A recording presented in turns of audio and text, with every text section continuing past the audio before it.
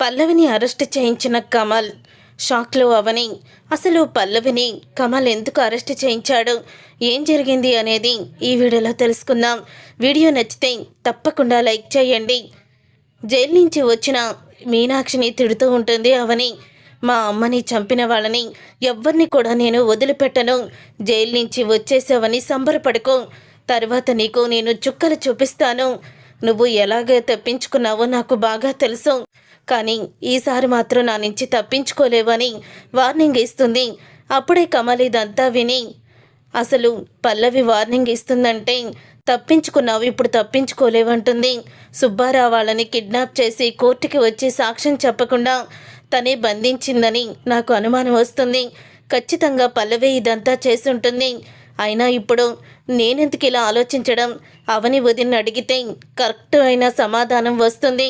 అవని వదిన్ని అడుగుతాను అని కమల్ అయితే ఇక అవని అక్షయ్ల దగ్గరికి వెళ్తాడు.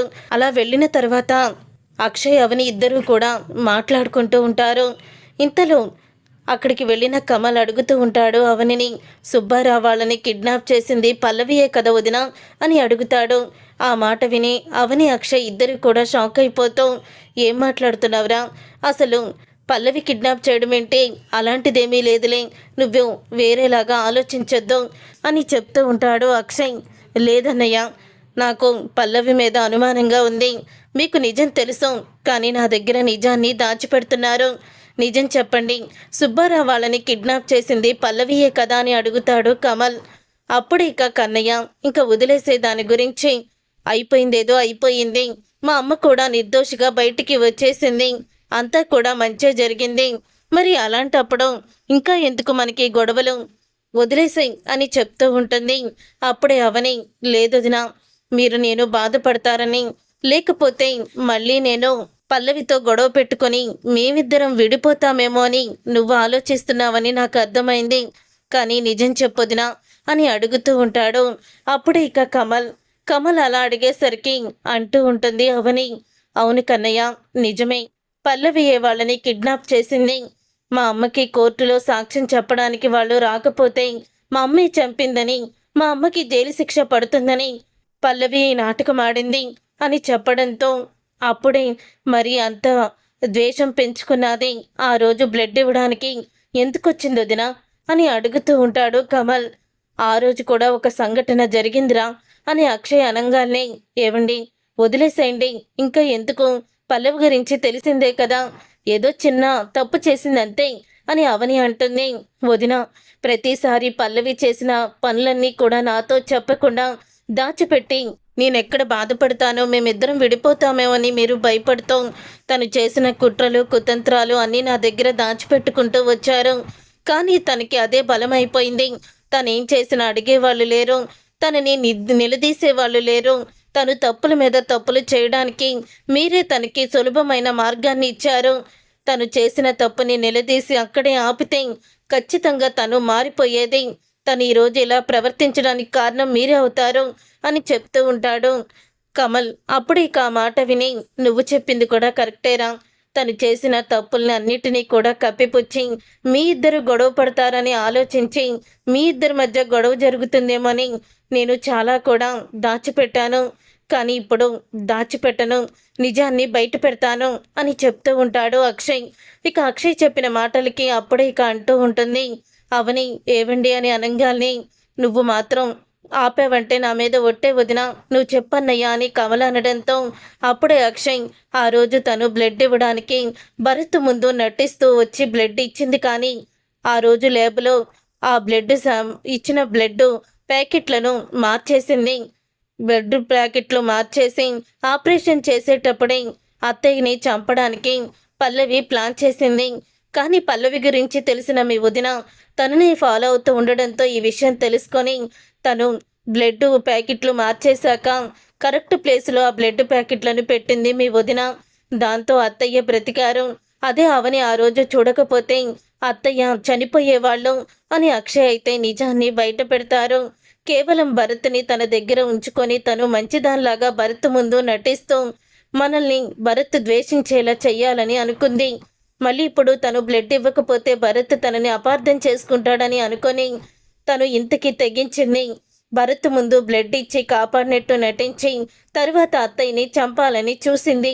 కానీ తన ప్లాను ఫలించలేదు అని చెప్తూ ఉంటాడు. ఇక ఆ మాట విని ఒక్కసారి షాక్ అయిపోతూ ఉంటాడు. అప్పుడే ఇక కమల్ షాక్ అయిపోతూ ఉండగా ఇక అవని అంటుంది, చూడు కన్నయ్య, ఈ విషయాలన్నీ మీద నువ్వు మనసులో పెట్టుకొని మీ ఇద్దరు విడిపోవడానికి వీల్లేదు. ఒకవేళ అలాంటిది ఏదన్నా జరిగితే మాత్రం నా మీద ఒట్టేయ్ అని అవని అంటుంది. అప్పుడే ఇక ఆ మాటలకి నీ మంచితనమే తనకి ధైర్యాన్ని ఇచ్చి తప్పుల మీద తప్పులు చేస్తూనే ఉండేలాగా ప్రోత్సహిస్తుంది వదినా. ఏ నిర్ణయం తీసుకోవాలో ఏం చెయ్యాలో నాకు బాగా తెలుసు అని చెప్తాడు కమల్. కమల్ అలా అనేసరికి అప్పుడే ఇక అవని, ఎందుకండి కమల్కి నిజం చెప్పారు, ఇప్పుడు మళ్ళీ ఎటువంటి గొడవ జరుగుతుందో ఏంటో అని అవని చెప్తుంది. ఇలాంటి వాడుకి కోపం వస్తే, మంచివాడికి కోపం వస్తే ఎలా ఉంటుందో ఆ పల్లవికి తెలియాలి. రోజు రోజుకి రాక్షసిలా ప్రవర్తిస్తూ మన కుటుంబాన్ని నాశనం చేయాలని చూస్తున్న పల్లవికి కమల్ ఒక్కడే గుణపాఠం చెప్పగలడు అని చెప్తూ ఉంటాడు అక్షయ్. తర్వాత పల్లవి గదిలోకి వస్తుంది. అప్పుడే కమల్, ఆగో, నువ్వు ఎక్కడికి వెళ్ళావో, ఏం చేశావో, కుట్రలు కుతంత్రాలు ఎన్ని పన్నుతున్నావో నాకు బాగా తెలుసు. నువ్వు చేసిన పని నాకు తెలిసిపోయింది అని చెప్తాడు. ఒక్కసారి అదేంటి, అది ఎవరికీ తెలిసే ఛాన్సే లేదు కదా, అసలు బావకి ఎలా తెలిసిందని పల్లవి చెమటలు పట్టేస్తూ టెన్షన్ పడుతూ ఉంటుంది. అప్పుడు ఇక పల్లవిని అంటూ ఉంటాడు కమల్, ఏంటి నిజం నాకు తెలిసిపోయిందనేసరికి నీకు చెమటలు పడుతున్నాయి కదా అని కమల్ అనడంతో, ఏం నిజం తెలిసింది అని పల్లవి అంటుంది. నువ్వు సుబ్బారావాలని కిడ్నాప్ చేసి కోర్టుకి సాక్ష్యం చెప్పకుండా చెయ్యాలని, అత్తయ్యకి శిక్ష పడాలని వాళ్ళని కోర్టులో దాచిపెట్టావు, రాకుండా వాళ్ళని కిడ్నాప్ చేసి ఒక చోట దాచిపెట్టావు, అది నువ్వే చేశావని నాకు తెలుసు అని చెప్తాడు కమల్. ఇక ఆ మాట విని ఒక్కసారే షాక్ అయిపోతూ అది అది అని తడబడుతూ ఉంటుంది. అప్పుడే చంప పగలగొడతాడు పల్లవిని కమల్. చంప పగలగొట్టి అంటాడు, అసలు నువ్వు మనిషివేనా? ఇంత జరిగినా కూడా నీలో ఇంత మార్పు కూడా రాలేదా?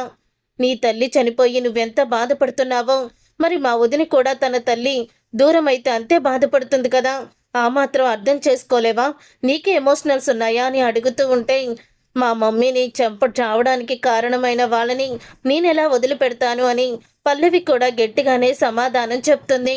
అప్పుడు ఇక ఇలా అంటాడు కమల్, అవును మరి, అందుకే కదా భరత్ ముందేమో మంచిదానిలా నటించి బ్లడ్ ఇచ్చి తరువాత మీనాక్షి అత్తయ్యని బ్లడ్ మార్చేసి చంపాలని చూసావు అని అనగానే ఒక్కసారే పల్లవి షాక్ అవుతుంది.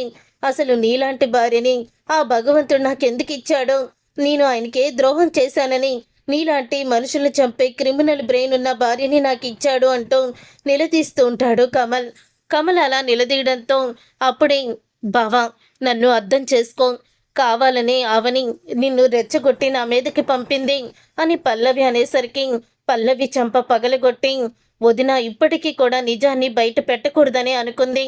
నాకు నిజాన్ని చెప్పింది అక్షయ్ అన్నయ్య, నాకు ముందు నుంచి నీ మీద అనుమానంగానే ఉంది అని చెప్తాడు కమల్.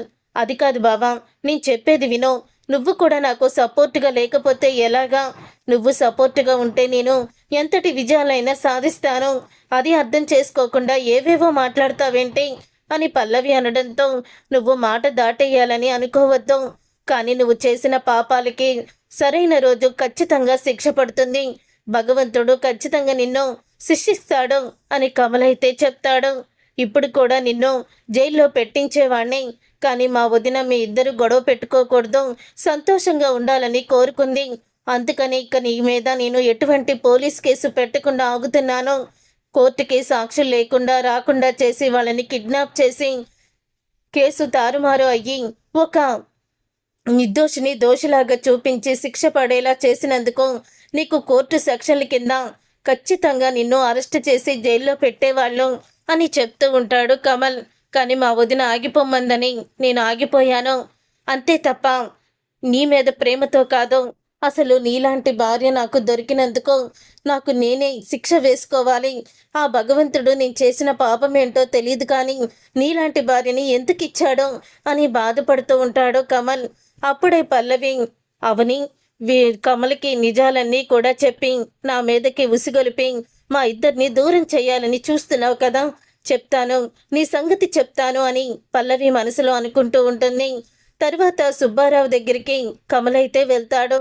సుబ్బారావు దగ్గరికి కమల్ వెళ్ళిన తర్వాత అప్పుడు ఇక సుబ్బారావు అయితే కూర్చొని కాఫీ తాగుతూ ఉంటాడు. నువ్వా బాబూరా, లోపలికి వచ్చి కూర్చో. కోర్టులో కేసు కొట్టేశారంట కదా, ఇక మాకు ఎటువంటి ఇబ్బంది లేదు, చక్కగా మేము ఇంట్లో ఉండొచ్చు. చూడు, ఈ రోజే ప్రశాంతంగా తింటున్నాము అని సుబ్బారావు అయితే అంటాడు. మీకు కూడా నేను చాలా థ్యాంక్స్ చెప్పాలని వచ్చాను సుబ్బారావు గారు. మీకు ఎంత కష్టం వచ్చినా సరే మీరు నిలబడి మాకు సాక్ష్యం చెప్పడానికి వచ్చారు. అదే నాకు చాలా బాగా నచ్చింది. ఎన్ని కష్టాలు వచ్చినా కానీ సాక్ష్యం మాత్రం చెప్పడానికి ముందుకు వచ్చినందుకు నేను మీకు థ్యాంక్స్ చెప్పాలి. ఆ రోజు మీరు అక్కడికి వచ్చి థ్యాంక్స్ చెప్పిన మూలానే మా అత్తయ్యని నిర్దోషిలాగా విడుదల చేశారు, లేకపోతే తనకి శిక్ష పడేది అని చెప్తూ ఉంటాడు కమల్. మీ మేలు ఈ జన్మలో మర్చిపోలేను. మీకు ఎటువంటి సహాయం కావాలన్నా మేము ఉన్నామని మాత్రం మర్చిపోకండి. ఇది నా ఫోన్ నెంబరు అని చెప్తూ ఉంటాడు. ఇక ఫోన్ నెంబర్ ఇవ్వడంతో సరే బాబు, ఏదైనా హెల్ప్ కావాలంటే ఖచ్చితంగా నీకు ఫోన్ చేస్తాము అని సుబ్బారావు అయితే చెప్తాడు. అలా సుబ్బారావు చెప్పిన తర్వాత పక్కనే ఉన్న వాళ్ళ ఆవిడైతే సరే బాబు, మేము బయటికి వెళ్ళే టైం అయింది అని చెప్తూ ఉంటుంది. సరే అమ్మా, నేను వెళ్తున్నాను అని కమల్ అక్కడి నుంచి బయటికి వస్తాడు. ఇక ఇదంతా జరుగుతూ ఉండగానే ఇక భరత్ అయితే రాజేశ్వరి గదిలోకి వెళ్తాడు. అలా వెళ్ళిన తర్వాత అప్పుడు ఇక రాజేశ్వరి గదిలో మొత్తం కూడా వెతుకుతూ ఉంటాడు ఫైల్ కోసం. ఫైల్ అయితే దొరకదు. కానీ అక్కడ రాజేశ్వరి ఆ ఫోటో, భరత్ ఫోటో అయితే కనపడుతుంది రాజేశ్వరి బీరువాలో. ఇక ఆ ఫోటోని చూసి ఇదేంటి రాజేశ్వరి అమ్మ, నా ఫోటోని ఇంత భద్రంగా దాచుకున్నారు అని అనుకుంటూ ఉండగా అద్దంలో నుంచి అద్దం ఎదురుగానే ఉండి ఆ ఫోటోని చూస్తూ ఉంటాడు. అప్పుడు ఇక అద్దంలోకి చూడగా వెనుక వైపు ఏదో మ్యాటర్ రాసి ఉంటుంది. అది చదువుదామని ఇక తిప్పుతాడు. అమ్మ ఏదో రాసింది ఈ ఫోటో మీద అని అనుకుంటూ చదువుతూ ఉంటాడు. భరత్, నువ్వు ఎప్పుడైతే నా కన్న కొడుకువి, నా కడుపులో నుంచి 9 నెలలు నేను మోసి నిన్ను కన్నాను అని తెలిసిన తర్వాత ఎంతో ఆనందపడ్డాను. నువ్వు నా కన్న కొడుకు అని తెలుసుకొని చాలా సంతోషపడ్డాను. ఆ రోజు నీకు గుండె జబ్బు ఉందని, మళ్ళీ నేను తట్టుకోలేదని మీనాక్షికి పుట్టిన పల్లవిని తీసుకువచ్చి నా ఒడిలో పడుకోబెట్టాడు మీ నాన్న. అలా పల్లవి నా కూతురు అయింది, కానీ నువ్వు మీనాక్షి కొడుకుగా ఉండిపోయావు. అదే మొదటి నుంచి నువ్వు నా కొడుకుగా ఇక్కడే పెరుగుంటే ఈ భోగభాగ్యాలన్నీ కూడా అనుభవించేవాడివి. కానీ ఇప్పుడు ఈ పరిస్థితుల్లో చెప్పడం కరెక్ట్ కాదు. ఈ పరిస్థితుల్లో నీకు చెప్పానంటే పల్లవి ఖచ్చితంగా ఆస్తి కోసం నిన్ను ఏదైనా చేస్తుంది. పల్లవి అలాంటి ఆడది అని చెప్తూ ఉంటుంది రాజేశ్వరి. అందుకే పల్లవికి నేను ఏదో ఒక సాకు చెప్పి వాళ్ళ మీద కక్ష తీర్చుకోవడానికే భరత్ని నా వైపుకి తిప్పుకుంటున్నాను అని ఏదేదో చెప్పేసేదాన్ని. అంతే తప్ప నిన్ను పరాయివాడిగా నేను చూడాలని అనుకోలేదు. నువ్వు నా ప్రాణం, నువ్వు నా కన్న కొడుకువి అని చెప్తూ ఇక ఫోటో వెనకాల అయితే రాసుంటుంది. అది చదివి ఒక్కసారి భరత్ షాక్ అయిపోతూ చిన్నప్పుడు విషయాలు గుర్తు చేసుకుంటూ ఉంటాడు. మా అవని అన్న మాటలు, చిన్నప్పుడు నీకు గుండె జబ్బు చేస్తే అమ్మ నీకు ఎంతో సేవ చేసిందిరా, నువ్వు బ్రతుకుతావో లేదో అని డాక్టర్లు చెప్పారు. అమ్మ అలాగే రాత్రి చీకటయ్యే వరకు కూడా నీ కోసమే ఆలోచిస్తూ నిన్ను ఎలా బ్రతికించుకోవాలని సంపాదిస్తూ ఉండేది అని అవని చెప్పిన మాటలన్నీ కూడా గుర్తు చేసుకుంటూ ఉంటాడు భరత్. అంటే నేను మీనాక్షి కొడుకుని కాదు, రాజేశ్వరి కొడుకుని. అందుకనే నాకు ఇన్ని భోగభాగ్యాలు లభించాయి. మీనాక్షి కొడుకుగా ఉంటే కనీసం ఉద్యోగం కూడా ఉండేది కాదు, నా భార్యని పోషించుకోవడానికి నా దగ్గర ఒక్క రూపాయి కూడా ఉండేది కాదు అని చెప్తూ చాలా ఆనందపడుతూ ఉంటాడు. ఈ ఆవదాస్తుకి నేనే వారసుని, నాకు అడ్డు చెప్పేవాళ్ళు ఎవరు, ఎదిరించేవాళ్ళు ఎవ్వరూ కూడా ఉండరు అని అనుకుంటూ ఉంటాడు. ఇక ఇదంతా ఇలా జరుగుతూ ఉండగానే అప్పుడు కమల్ సుబ్బారావు వాళ్ళ దగ్గర నుంచి బయటికి వచ్చినప్పుడు బైక్ కీస్ని అక్కడే వదిలేస్తాడు లోపల. అప్పుడే బైక్ కీస్ని తీసుకోవడానికి లోపలికి వెళ్తూ ఉండగా సుబ్బారావుతో వాళ్ళ ఆవిడ అంటూ ఉంటుంది, చూడు, నువ్వు మాత్రం అసలు నిజాన్ని మాత్రం ఎప్పటికీ బయట పెట్టొద్దు. ఆ రోజు మనం చూసిన అసలు నిజాన్ని దాచిపెట్టి కేవలం సగం మాత్రమే చెప్పాము. సగం కాదు, పూర్తిగా చివరి వరకు కూడా ఏమీ జరిగినట్టే చెప్పాము. కాబట్టి అందరికీ కూడా నువ్వు అలాగే చెప్పు, లేకపోతే మనం రిస్కులో పడిపోతాము అని ఆవిడైతే చెప్తుంది. ఆ మాట విని కమల్ వీళ్ళు మా దగ్గర ఏ నిజాన్ని దాచిపెడుతున్నారు, ఇంకా రాజేశ్వరి అత్తయ్య చావు గురించి వీళ్ళకి ఏదైనా నిజం తెలుసా అని అనుకుంటూ ఉంటాడు కమల్. ఇక అలా అనుకున్న కమల్ వాళ్ళ మాటలు వింటూ ఉంటాడు. ఇంతలో సుబ్బారావు మరి నిజం బయట పెట్టకుండా, ఎలాగే బయట పెట్టకుండా వాళ్ళకి తెలియదు కదా, మళ్ళీ వాళ్ళు జాగ్రత్త పడలేరు, ఇప్పుడే మనం చెప్పామనుకో జాగ్రత్త పడతారు అని సుబ్బారావు చెప్తాడు. అలా సుబ్బారావు చెప్పిన తర్వాత అప్పుడే ఏం చెప్తావయ్యా, ఏం చెప్తావు నువ్వు, ఆ పల్లవి తన కన్న తల్లిని చంపేసిందని చెప్తావా అని అంటుంది సుబ్బారావు భార్య. ఆ మాట విని ఒక్కసారే షాక్ అయిపోతూ ఉంటాడు కమల్. షాక్ అయిపోతూ పల్లవి అత్తయ్యని చంపేసిందా అని స్టన్ అయిపోతూ ఉంటాడు. అప్పుడే ఇక సుబ్బారావు భార్య అలా అంటుంది, ఆ రోజు ఆవిడ మళ్ళీ పడిపోయి పైకి లేచి మీనాక్షిని చంపడానికి వెళ్తూ ఉండగా రివాల్వర్తో ఆ పల్లవి షూట్ చేసింది దూరం నుంచి. సరిగ్గా రాయి మీద పడి తన తల పగిలిపోయి బ్లడ్ రావడంతో ప్రమాదవశాత్తు తలకి దెబ్బ తగిలి బ్లడ్ వస్తుందనే ఆలోచన అందరికీ వచ్చింది. కానీ ఇలా అని ఎవ్వరూ కూడా అనుకోలేదు అని చెప్తూ ఉంటారు సుబ్బారావు. మనం కూడా ఆ రోజు ప్రమాదవశాత్తే చనిపోయిందని మనం నిజాన్ని దాచిపెట్టి కొంత మాత్రమే నిజం చెప్పాము. పోనీలే, ఎవరికి శిక్ష పడకుండా ఏదో ప్రమాదవశాత్తు ఈ ఘోరం జరిగిపోయిందని అందరూ కూడా అనుకుంటున్నారు. ఇక అలా అనుకోనివ్వు, ఇక నిజాల్ని మనం బయట పెట్టకూడదు అని సుబ్బారావు భార్య చెప్పడంతో అప్పుడే కమల్ అయితే కోపంతో రగిలిపోతూ లోపలికి వస్తాడు. ఇక లోపలికి వచ్చాక అప్పుడే సుబ్బారావుని అడుగుతూ ఉంటాడు, ఇప్పుడు మీ భార్యతో మీరు మాట్లాడే ప్రతి మాట కూడా నేను విన్నాను, నిజం చెప్పండి, ఆ రోజు ఏం జరిగింది, చెప్పకపోతే మిమ్మల్ని జైల్లో పెట్టిస్తాను అని కమల్ అనడంతో వద్దు బాబు చెప్తాను, ఆ రోజు మేము బయట నుంచి వస్తున్నాం కదా, అప్పుడు ఈ పల్లవి చెట్టు చోట నుండి రివాల్వర్తో ఆమెని షూట్ చేసింది. అదే టైంకి ఆమె కాలు కర్ర మీద పడి వెనక్కి పడిపోయింది, రాయి మీద పడింది, ఇలా జరిగింది. కానీ ఆ రోజు మేము మళ్ళీ నిజాన్ని బయట పెడితే మమ్మల్ని ఎక్కడ అలాగే ఆవిడ షూట్ చేసి చంపేస్తుందేమో అని భయమేసింది బాబు. అందుకని ప్రాణాలు అరిచేతిలో పెట్టుకొని అసలు నిజాన్ని దాచిపెట్టి అసలు నిర్దోషిని పేరు బయట పెట్టకుండా చేశాము అని చెప్తూ ఉంటారు వాళ్ళు. అలా చెప్పడంతో ఒకేసారి కుప్ప కూలిపోతాడు. అలా కుప్ప కూలిపోవడంతో ఈ పల్లవిని ఇక వదిలిపెట్టి లాభం లేదు, పల్లవిని అరెస్ట్ చేయించాల్సిందే అని వెంటనే పోలీసులకి ఫోన్ చేస్తాడు కమల్. ఫోన్ చేసి కమల్ పోలీసుల్ని రమ్మంటాడు. ఇక పోలీసులు అయితే వస్తారు. పోలీసులు వచ్చారేంటి అని అడుగుతూ ఉంటుంది అవని. నేనే రమ్మన్నాను వదినా అని అనడంతో నువ్వెందుకు రమ్మన్నావు కన్నయ్య అని అడుగుతుంది అవని. మరి రాజేశ్వరి అత్తయ్యని చంపిన వాళ్ళని అరెస్ట్ చేయించాలి కదా, అందుకే రమ్మన్నాను అని కమల్ అనడంతో ఒకేసారి అందరూ షాక్ అయిపోతూ ఉంటారు. షాక్ అయిపోతూ ఏం మాట్లాడుతున్నావు నువ్వు అని చెప్తూ ఉంటే నేను కరెక్టే మాట్లాడుతున్నాను అని చెప్తూ ఉంటాడు కమల్. మరి రాజేశ్వరి అత్తయ్యని వాళ్ళ చేతులతో వాళ్ళే హత్య చేశారు, ఆమెమి ప్రమాదవశాత్తు చనిపోలేదు, తనని తల మీద షూట్ చేస్తే రాయి మీద పడి ఆ బుల్లెట్ తగిలిన గాయంలో నుంచే బ్లడ్ బయటికి వచ్చింది, తను స్పృహ కోల్పోయింది అని చెప్తూ ఉంటే ఆ మాట విని ఒక్కసారి షాక్ అయిపోతూ ఉంటారు అందరూ కూడా. బుల్లెట్ తగలడం ఏంటి, అసలు ఎవరు షూట్ చేశారు అని చెప్తాడు కమల్. అప్పుడే పల్లవికి చెమటలు పట్టేస్తాయి. ఇంకెవరొదినా, ఇదే పల్లవియే వాళ్ళమ్మని చంపింది అని కమల్ నిజాన్ని బయట పెడతాడు. అది విని ఒకేసారి షాక్ అయిపోతాం. నీకేమైనా పిచ్చి పట్టిందా, మా మామ అంటే నాకు ప్రాణం, అలాంటి మా మామని నేనెందుకు చంపుతాను అని చెప్పంగానే అప్పుడే సీసీటీవీ ఫుటేజ్ వీడియోని చూపిస్తాడు అందరికీ. చూశారు కదా, సుబ్బారావు వాళ్ళకి ఈ విషయం ముందే తెలుసు, ఆ సీసీటీవీ ఫుటేజ్ వీడియో కూడా ఉంది, కానీ వాళ్ళకి కూడా ప్రాణభయం కదా, కేవలం నిర్దోషి, తను ఏ తప్పు చెయ్యలేదు, ఆవిడ ప్రమాదవశాత్తు తను చనిపోయిందని ఆ నిజాన్ని కోర్టులో చెప్పడానికి వస్తేనే ఈ పల్లవి వాళ్ళని 2 రోజులు కిడ్నాప్ చేసి తన ఆధీనంలో పెట్టుకుంది. ఒకవేళ ఇప్పుడు అసలు నిజాన్ని వాళ్ళు బయట పెడితే వాళ్ళ ప్రాణాలే పోయాయని, వాళ్ళ ప్రాణాల్ని అరచేతుల్లో పెట్టుకొని వాళ్ళు భయపడుతూ ఇలాగ నిజాన్ని ఇప్పుడు నా ముందు బయట పెట్టారు అని అంటూ కమల్ అయితే నిరూపిస్తాడు.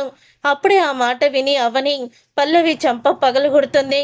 ఎందుకు పిన్నిని చంపేశావు, ఎందుకు కన్న తల్లిని షూట్ చేసి చంపాలని చూశావు అని అనంగానే, అది నా కన్న తల్లి కాదు, నా కన్న తల్లి ఎవరో నాకు తెలుసు, వాడు ఎవడు భరత్ కూడా, వాడెవడో కూడా నాకు తెలుసు. మా మమ్మీ ఆస్తిని మొత్తం కొట్టేయాలని, మీ ఆస్తి మొత్తం మీ సొంతమవుతుందని నాకు తెలుసు. మా మమ్మీ ఆస్తి మొత్తం ఆ భరత్కే రాయాలని చూస్తుంది, అందుకని చంపేశాను అని నిజాన్ని బయట పెడుతుంది పల్లవి. చూసారుగా ఫ్రెండ్స్, రాబోయే కథలో ఖచ్చితంగా ఇలాగే జరగబోతుంది. మరి ఇలాగే జరగాలని మీరైతే కోరుకుంటున్నారా? అయితే వీడియోని తప్పకుండా లైక్ చేసి ఛానల్ని సబ్స్క్రైబ్ చేసుకొని పక్కనే ఉన్న గంట సింబల్పై ఆల్ అని క్లిక్ చేయండి.